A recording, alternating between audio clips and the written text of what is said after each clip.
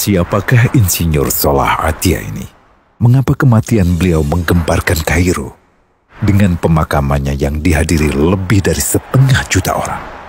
Mari kita simak kisah dari Asosiasi Universitas Islam Mesir ini. Al-Kisah dari kampung kecil bernama Tafahna al-Ashraf, distrik Middle Ghamir, Provinsi Dakohliyah, Mesir, ada 9 orang sarjana miskin lulusan Fakultas Pertanian. Lalu mereka pun sepakat membuat sebuah peternakan unggas, sembari mencari mitra ke-10. Namun mereka terbentur modal, maka dengan sekuat tenaga mereka kumpulkan dari hasil menjual tanah, perhiasan istri, hingga meminjam. Meski tidak banyak terkumpul, namun mencukupi untuk memulai usahanya. Pertanyaan tersisa, siapa mitra yang ke-10?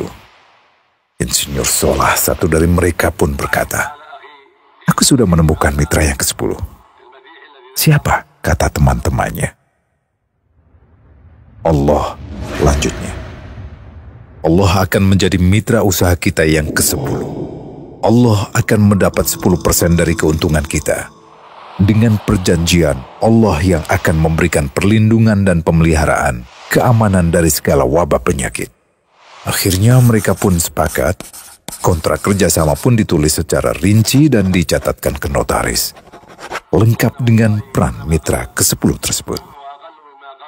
Tak disangka, setelah 1 musim bisnis mereka langsung meroket, jauh dari yang dibayangkan sebelumnya.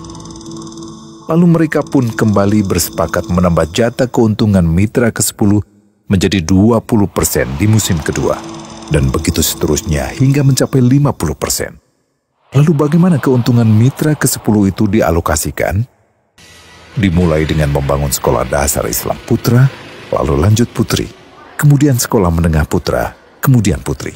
Tambah lagi madrasah aliyah putra, lalu putri. Tapi karena keuntungan terus membanjir, akhirnya dibentuklah Baitul Mal. Dan mereka pun mengajukan ke pemerintah untuk membangun universitas di kampung. Awalnya ditolak dengan alasan tiadanya akses bagi para mahasiswa.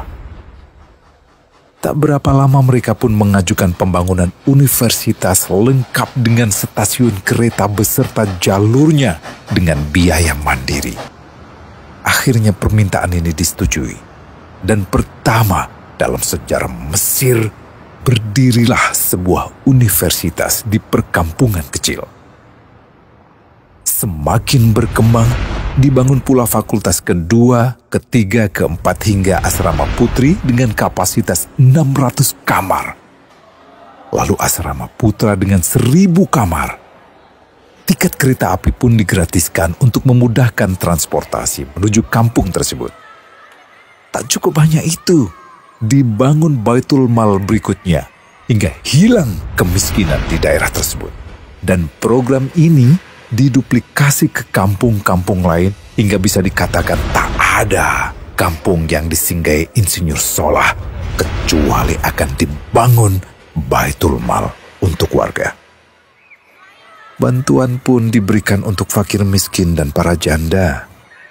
Pemuda pengangguran pun dilatih untuk mengelola perkebunan sayur hingga mandiri, bahkan sampai bisa mengekspor ke negara tetangga. Pada saat panen raya, seluruh penduduk dikirimi paket sayur. Di hari pertama Ramadan diadakan buka puasa bersama untuk seluruh penduduk desa. Mereka memasak dan hadir ke lapangan yang dipenuhi beraneka makanan. Disiapkan juga perabotan untuk gadis-gadis yatim yang ingin menikah. Dan ini semua merupakan sedikit dari banyaknya kebaikan yang dilakukan oleh Insinyur Solah.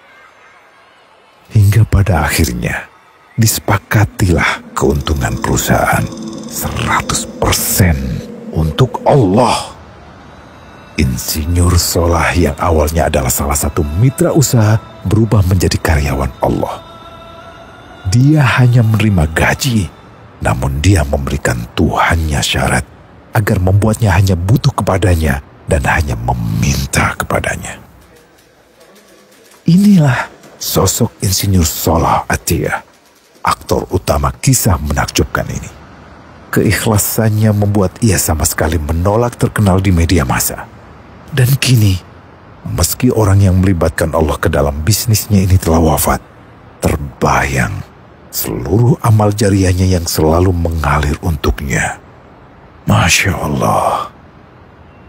Pertanyaannya, akankah ini hanya menjadi sebatas kisah saja? Atau menjadi teladan bagi kita untuk mengikuti jejaknya?